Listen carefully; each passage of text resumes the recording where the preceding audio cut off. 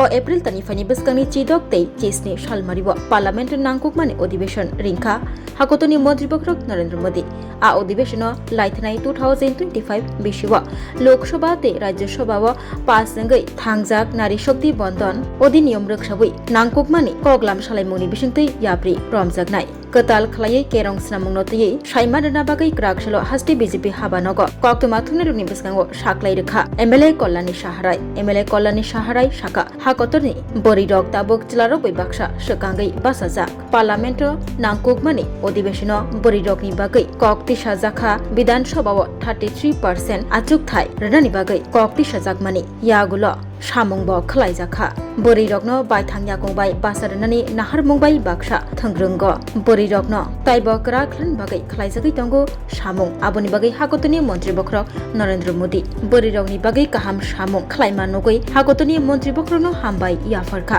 MLA Kalyani साहाराय असलो लगियो तंग प्रदेश बीजेपीनि याकचौ कासको पापिया दत्त सिपाजला हांकर परिषदनि सभापति सुप्रिया दास दत्त खबै जुदा जुदा आदंग्र করা হয়েছে। এই বিলের উপর চর্চা হবে, আইনের উপর চর্চা হবে।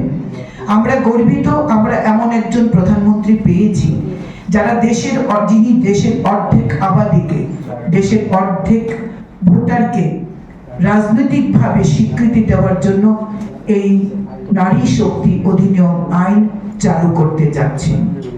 আজকে মহিলারা রাজনৈতিকভাবে অংশগ্রহণ করছেন, সরকার পরিবর্তন, সরকার গঠনে সক্রিয়ভাবে অংশগ্রহণ করছেন, কিন্তু রাজনৈতিকভাবে প্রতিনিধিত্ব করার যে সংরক্ষণের প্রয়োজনীয়তা রয়েছে সেখানে কোনো সরকার সেটা করতে পারেনি। ভারতীয়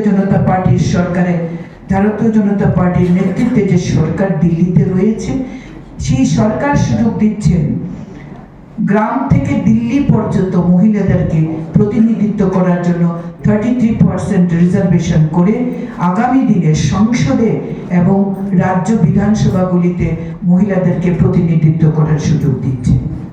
আমরা গর্বিত, আমরা নারী এবং আমরা এমন প্রধানমন্ত্রী পেয়েছি যিনি নারীদেরকে এই সম্মান দিচ্ছেন নারী শক্তি বন্ধন অধিনিয়মের মাধ্যমে।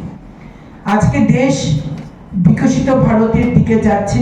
আজকে দেশ জগৎ সভায় শ্রেষ্ঠ আসন নিচ্ছে দেশের প্রধানমন্ত্রী নরেন্দ্র মোদীর সাথে, এবং আমরা এই দেশের যারা অর্ধেক আকাশ, যারা অর্ধেক আবাদী, অর্ধেক ভোটার যারা আমরাও রয়েছি দেশের প্রধানমন্ত্রী নরেন্দ্র মোদীর নেতৃত্বে আমরা বিকশিত ভারত গড়ব, এই সংকল্প আমরা নিয়েছি। আজকে এই প্রেস বার্তার মাধ্যমে, আপনাদের মাধ্যমে আমরা এই রাজ্যে প্রত্যেকটি ঘরে ঘরে সেই বার্তা দিতে চাই, আমরা নারী, আমরা সব পারি।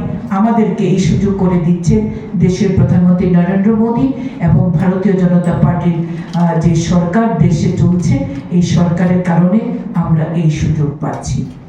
আমরা আজকে আপনাদেরকে এই বিশেষ দিনে আমন্ত্রণ জানিয়েছি, কারণ আপনারাই হচ্ছেন আমাদের এই রাজ্যের গণতন্ত্রের আরেকটি স্তম্ভ, গণতন্ত্রের পীঠস্থান যে রাজ্য বিধানসভা এবং দেশের সংসদ। সেই সংসদে আগামী দিনে মহিলারা প্রতিনিধিত্ব করবেন, 33% মহিলারা। সেখানে আপনাদের মাধ্যমে এই রাজ্যের প্রত্যেকটি নারীকে আমরা আন্তরিকভাবে ধন্যবাদ জানাই। তারা এই রাজ্যের সরকার পরিবর্তনে যেমন অগ্রণী ভূমিকা নিয়েছিল এবং আজকে দলকে সমৃদ্ধশালী করার জন্য এই রাজ্যের মহিলারা যা অগ্রণী ভূমিকা নিয়েছেন, তারা যে সম্মান পেতে চলেছে এই দেশের সরকারের মাধ্যমে, সেটা আপনাদের মাধ্যমে প্রত্যেকটি ঘরে পৌঁছাবে এই আশা আমরা ব্যক্ত করছি।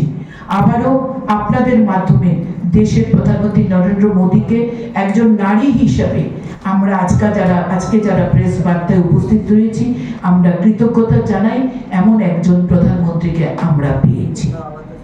এই দেশের প্রাক্তন প্রধানমন্ত্রী ইন্দিরা গান্ধী, যিনি কংগ্রেস সরকারের প্রতিনিধিত্ব করেছিলেন, দেশকে নেতৃত্ব দিয়েছিলেন, নারী হয়ে তিনি নারীদের এই অধিকারটুকু দিতে পারেননি। এমনকি এই দেশের বিরোধী দলগুলি পর্যন্ত মহিলাদেরকে নিয়ে এই চিন্তা ভাবনা করেননি যে চিন্তা ভাবনা করেছেন ভারতীয় জনতা পার্টি এবং দেশের প্রধানমন্ত্রী নরেন্দ্র মোদী। আমরা তাই গর্বিত, আমরা এই দলের কার্যকর্তা, আমরা এই দলের একটা স্বীকৃতি আমরা পেয়েছি। আজকে আমি যে পজিশনে আছি এটা একমাত্র আমার যে দলের আইডিওলজিতে আমরা বিশ্বাস করি, আমরা সম্পৃক্ত, সেই ভারতীয় জনতা পার্টিকে আমরা আন্তরিকভাবে ধন্যবাদ জানাই। আজকে আমরা যে জায়গায় রয়েছি সেটা শুধু দেশের প্রধানমন্ত্রী নরেন্দ্র মোদীর জন্য সেটা সম্ভব হয়েছে।